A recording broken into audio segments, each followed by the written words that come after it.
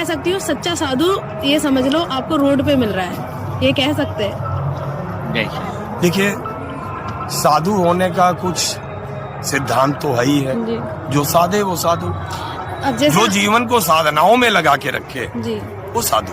महाराज, लेकिन अगर आप अखाड़े की परंपरा से जाइएगा तो महंत का मतलब होता है जी, वहाँ कई तरह की साधुओं की परंपरा है जी। कुछ नागा है, कुछ कुटीचर है, कुछ चलते रहते हैं, कुछ मठ मरा करके उन चलने वाले साधुओं का विश्राम व्यवस्था, भोजन, दवा दारू का प्रबंध करते हैं। तो इस तरह से जो श्रेणियां बटी हुई हैं, जो चलते हुए साधुओं को और तपस्वी साधुओं को सहयोग करते हैं, इसके लिए ये पद बने हुए हैं। और व्यवस्था के अनुसार ये ज्यादा गलत नहीं है। अच्छा। क्योंकि एक एक महामंडलेश्वर कम से कम 100-100, 200 साधुओं का पोषण करता है, उनके साधना के लिए सारी व्यवस्था उपस्थित करता है, अपनी व्यवस्था से, अपने प्रभाव से अन्य साधुओं के लिए रास्ता बनाता है। तो वो भी तो जरूरी है, कोई नहीं करेगा तो हमारे साधु कैसे रहेंगे? सही बात है। आज एक बड़ा ज्वलंत प्रश्न हम आपको समझाते हैं।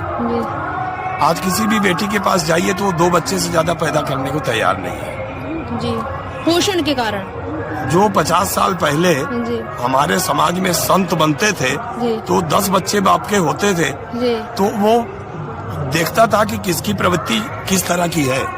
तो जो धार्मिक प्रवृत्ति का होता था उसको कहता था ये मेरा बेटा साधु बनेगा। जी जी। और वो योग्य साधु देख करके उसको समर्पित करता था और गुरु शिष्य को साधना दे करके और संस्कार दे करके साधु बनाता था। जी। आज परिस्थितियां बदल गई हैं। जी।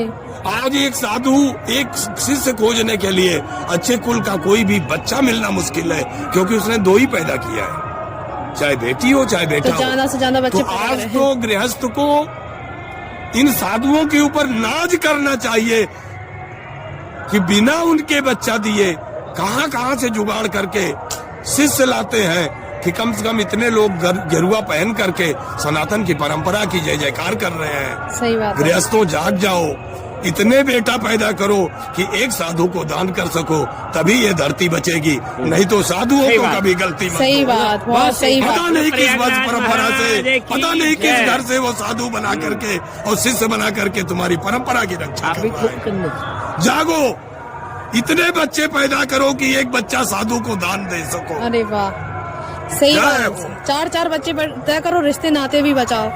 आजकल तो रिश्ते नाते भी विलुप्त हो गए। जितने बच्चे होंगे उतने परिवार बढ़ेगी। दुर्योधन के पिताजी पर 100 भाई थे, बताओ आज यहाँ 1 भाई मिल रहा है।